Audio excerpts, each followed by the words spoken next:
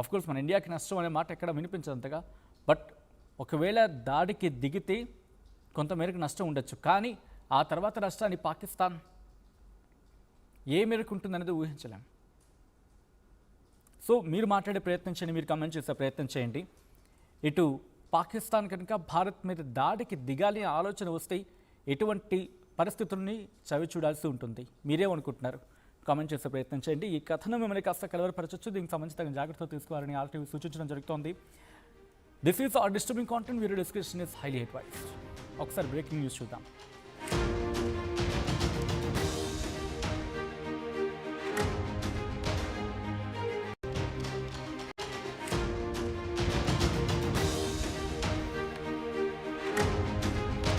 Breaking news చూస్తున్నారు. పాకిస్తాన్కు India big warning ఇస్తోంది. కేంద్ర మంత్రి రాజ్నాథ్ సింగ్ హెచ్చరిక జారీ చేశారు. మా జోలికొస్తే ఊరుకునేది లేదంటున్నారు కేంద్ర రక్షణ శాఖ మంత్రి రాజ్నాథ్ సింగ్. భారత్ను ప్రమాదంలో పడేయాలని చూస్తే దెబ్బకు దెబ్బ తీస్తామంటూ అని చెప్పుకొచ్చారు. భారత్ ఎప్పుడు ముందుగా దాడి చేయదు అంటూ కూడా చెప్పుకొచ్చారు ఆయన. భారత సైనిక వ్యవస్థ ఇంతకు ముందు కంటే ఇంకా స్ట్రాంగ్ అయిందంటూ కూడా చెప్పుకొచ్చారు ఆయన.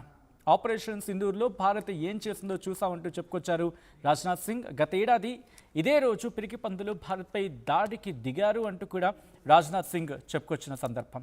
అయితే జాతికి తగిలిన దెబ్బను ఎప్పటికీ మర్చిపోలేమంటూ చెప్పుకొచ్చారు ఆయన.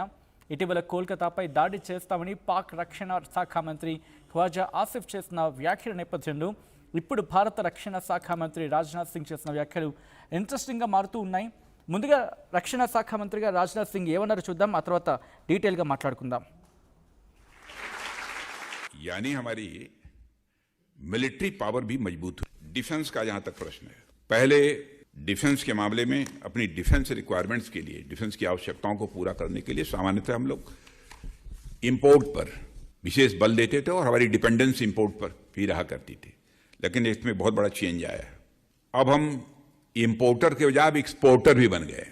और आपको जानकर खुशी होगी कि इस बार अप्रॉक्सीमेटली 39,000 करोड़ का हम लोगों ने एक्सपोर्ट भी किया है डिफेंस आइटम्स का. और जिसमें हमारी गवर्नमेंट बनी थी उस समय अप्रॉक्सीमेटली 1200 करोड़ का था एक्सपोर्ट. अब वो 38 अप्रॉक्सीमेटली 40,000 मान लीजिए. कुछ चीज़ों की बातचीत हो गई है, उसके ऊपर जाएगा, 42, 43, 44 जाएगा, 1000 करोड़ तक जाएगा. और ऑपरेशन सिंदूर में हमारी सेना ने क्या कमाल किया है वो तो बतलाने की जरूरत है नहीं. यानी हमारी मिलिट्री पावर भी मजबूत हुई है पहले से. अब हम लोग कोई भारत ने आज तक, भारत की हिस्ट्री उठाकर देख ले कोई, आज तक भारत ने दुनिया के किसी देश पर अपनी तरफ से आक्रमण नहीं किया. लेकिन जो ताकतवर होता है वो जल्दी किसी के ऊपर आक्रमण करता भी नहीं है. लेकिन यह है कि यदि अब किसी पड़ोसी ने कोई छेड़छाड़ करने की कोशिश की तो डॉट डॉट डॉट. और पड़ोसी तो ठीक ठाक है, एक ही गड़बड़ है जिसको आप लोग जानते हैं. अब तो बहुत सारी चीजें हम लोग बनाने लगे. इंडिजिनस हमारे यहाँ एयरक्राफ्ट कैरियर, सबमरीन जैसे कॉम्प्लेक्स प्लेटफॉर्म्स भी बनने लगे हैं. और भारत की डिफेंस कैपेबिलिटी में भी काफी वृद्धि हुई है. डिफेंस का जहां तक प्रश्न है, पहले इंटरेस्टिंग, कोई पड़ोसी छेड़छाड़ करने की तैयारी की అంటే పక్కన పొరుగు దేశం అఫ్కోర్స్ छेड़छाड़ చేసే ఇంకా అవకాశం ఎవరికి ఉంటుంది, పాకిస్తాన్కు మినహా. అందుకే ఆయన అన్నారు కోయి పడోసీ छेड़छाड़ करने की तैयारी की. అంతే సంగతులు. ఆయన అక్కడ తర్వాత ఉపయోగించిన పదాలు కాదు, సంజ్ఞలు అంటూ ఉంటాం.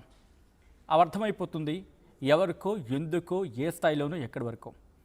ఈ మధ్యకాలంలో పాకిస్తాన్ రక్షణ శాఖ మంత్రి ఖ్వాజా ఆసిఫ్ బహుశా ఆపరేషన్ సింధూర్ టైంలో భారతదేశం ముద్దుగా పిలుచుకుంది జోకర్ అని చెప్పి. ఎందుకంటే ఆయన చేసిన వ్యాఖ్యలు ఎందుకని చెప్పి ఒకసారి గుర్తు చేసే ప్రయత్నం చేస్తాను. ఆయన ఏమన్నాడు, భారత్ గురించి మాట్లాడుతున్న సందర్భంలో నేను వీడియో గేమ్లో అయితే సోషల్ మీడియాలో చూసానని చెప్పుకొచ్చాడు. దాడుల గురించి మాట్లాడుతున్నప్పుడు ఇంటర్నేషనల్ మీడియా అడిగింది దాడులకు సంబంధించి సోర్సెస్ ఎక్కడ, మీ కన్ఫర్మేషన్ ఏంటంటే సోషల్ మీడియాలో చూసా అన్నారు. కాబట్టి ఆ టైంలో ఆయన క్లోన్గా మారిపోయాడు, జోకర్గా మారిపోయాడని చెప్పి మాట్లాడుకుంటున్న క్రమం. ఎవరు? పాక్ రక్షణ శాఖ మంత్రి ఖ్వాజా ఆసిఫ్. అదే ఖ్వాజా ఆసిఫ్ మళ్ళీ మొన్నటికి మనం అంటున్నాడు కోల్కతా మీద దాడి చేస్తామని చెప్పి. అది నోరా లేకపోతే ఇంకేమైనా? భారత్ ఓపిక పట్టింది, ఓపిక సహించింది. ఆపరేషన్ సింధూర్ టైంలోనే భారత్ దెబ్బంటే ఏంటో రుచి చూపించింది. బహుశా రుచి సరిపోలేదనుకుంటా. ఈసారి కాస్త కారాలు, మిరియాలు, గొడ్డు కారం గుంటూరు నుంచి పంపించి కాస్త గొడ్డు కారం దట్టించి ఈసారి పాకిస్తాన్కి పార్సల్ చేస్తే, ఈసారి సెగ ఎక్కడి నుంచి రావాలంటే 2 చెవుల నుంచి సెగలు రావాలి మాట వాళ్ళకి. ఇంకొకసారి భారత్ మీద దాడి చేయాలంటే అఫ్కోర్స్ ఎంతలా భయపడ్డారో ఒక్కసారి రీక్యాప్ చేసే ప్రయత్నం చేద్దాం. సో కాల్ పాకిస్తాన్కి మద్దతుదారులు ఇక్కడ కూడా ఉన్నారు కదా. ఏదైనా మనం పోల్ నిర్వహించామనుకోండి, పాకిస్తాన్కి సపోర్ట్గా మాట్లాడే 1%, 2% వ్యక్తులు ఎవరైనా కావచ్చు. ఎంతలా దాడి జరిగింది అండ్ ఆపరేషన్ సింధూర్ ఇంపాక్ట్ ఏంటని చెప్పి మనం బిఫోర్ ఆఫ్టర్ మన ప్రెజెంటేషన్, విజువల్ ప్రెజెంటేషన్లో చూపించిన తర్వాత కూడా ఆ గ్రావిటీ అధికారి అంటాడు ఏదో మాట్లాడతాడు కదా. ఫుటేజ్ చూపించానంటే మరి ముఖ్యంగా సోషల్ మీడియా నుంచి తీసుకొచ్చి చూపిస్తూ ఉంటారు వాళ్ళ ఎయిర్ బేసెస్ని, దాంతోపాటు ఈ ఉగ్రవాద స్థావరాలని. ఇవన్నీ ఎట్లా పేల్చేసాము? మసూద్ అజార్ కావచ్చు, మరి ముఖ్యంగా హిజ్బుల్ ముజాహిద్దీన్, లష్కర్ తైబా, దాంతోపాటు ఇంకా మాట్లాడుకుంటే ఉన్నాయి వాళ్ళ ముష్కర మూకలకు సంబంధించిన స్థావరాలు. వాటిని ఏ స్థాయిలో దెబ్బ కొట్టామో వాళ్ళకి గుర్తుంది. ఇంకా బహుశా మర్చిపోయి ఉంటే ఏం లేదు, ఆపరేషన్ సింధూర్ జరిగిన ఒకసారి విజువల్స్ తలుచుకుంటే చాలు. ఈ రాత్రికి కాదు, ఏ రాత్రికి నిద్ర పట్టదు పాకిస్తాన్కి. ఇప్పటికే భారత్ గట్టిగా వార్నింగ్ ఇచ్చింది. వార్నింగ్ ఇవ్వడమే కాదు, ఇక్కడ మీరు చూస్తే కనుక ఇండైరెక్ట్గా చెప్పుకొచ్చింది.